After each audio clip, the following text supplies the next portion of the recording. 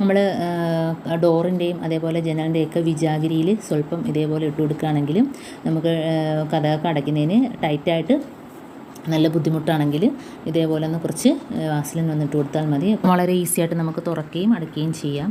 അതേപോലെ തന്നെ നമ്മൾ മഴ സമയത്തൊക്കെ കതക് അടക്കുന്നതിനും തുറക്കുന്നതിനൊക്കെ ബുദ്ധിമുട്ടായിരിക്കും. വാസലിൻ വിജാഗിരിയിൽ ഇട്ട് കൊടുത്താൽ തുറക്കുന്നതിന് ഈസി ആയിരിക്കും.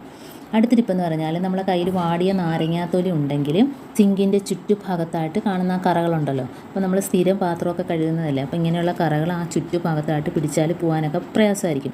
നമ്മൾ ഡിഷ് വാഷ് സോപ്പൊക്കെ ഇട്ട് വെച്ച് തേച്ച് കഴുകിയാൽ പോലും അത് വീണ്ടും ഉടനെ തന്നെ അങ്ങനെ വീണ്ടും ഉണ്ടാകുകയും ചെയ്യും. അപ്പോൾ ഇതേപോലെ നമ്മുടെ കയ്യിൽ നാരങ്ങ വാടിയതുണ്ടെങ്കിലും വെച്ച് തേച്ച് കൊടുത്ത് കഴുകുകയാണെങ്കിൽ ആ മഞ്ഞക്കറയും അതേപോലെ തന്നെ ആ എണ്ണ മയവും എല്ലാം പോയിട്ട് സിങ്ക് നല്ല രീതിയിൽ വെട്ടിത്തിളങ്ങുന്നതായിട്ട് നമുക്ക് കാണാൻ പറ്റും.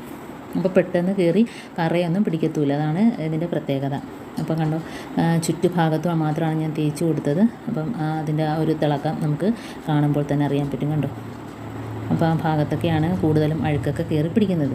ഇനി നമുക്ക് അടുത്ത ടിപ്പിലോട്ട് കിടക്കാം. അപ്പോൾ നമ്മളിതേപോലെ രാത്രിയൊക്കെ സിങ്കിനകത്ത് നിന്ന് വരുന്ന ചെറിയ പാറ്റ, ഉറുമ്പ്, അപ്പം അങ്ങനെയൊക്കെയുള്ള ഒരു ബുദ്ധിമുട്ട് ഇല്ലാതിരിക്കണമെങ്കിൽ നമ്മുടെ കയ്യിൽ ഇതേപോലെ എക്സ്പയറായ ഏതെങ്കിലും ടോണിക്ക് മരുന്നൊക്കെ ഉണ്ടെങ്കിൽ ഇതേപോലെ കുറച്ച് ഒഴിച്ച് കൊടുക്കുക.